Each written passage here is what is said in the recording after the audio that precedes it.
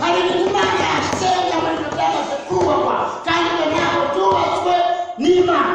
Mateka igice cya 15:13 haravuga ngo igiti cyose cyateye ngo kizakurwaho. Birashoboka ko yatinda ariko urupfu rwe ntabwo ruzatinda. Wicaye mu iteraniro ufite inzatsi, wicaye mu iteraniro ufite ibintu wambariyeho, wicaye mu iteraniro ufite aho ujyana n'abipasi, Imana idufashe ntabwo ibyari byo bizakwinjiza muri dawe, ahubwo tuzinjizwa n'urukundo cyangwa umuyisilamu uwo ari we wese utabonetse ko yanditse muri icyo gitabo cy'ubugingo.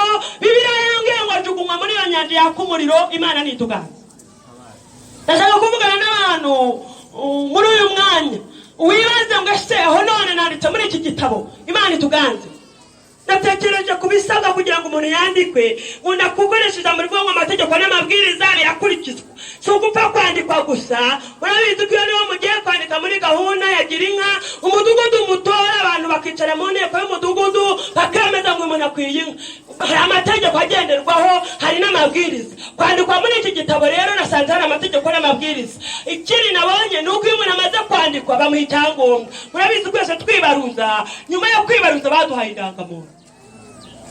Nimba wanditse ndaje nkubwira amategeko n'amabwiriza make mu mwanya mfite, nusanga warayubahirijwe uraba wanditse. Ariko ikiguhamiriza ko wanditswe nuko usanga ufite icyangombwa.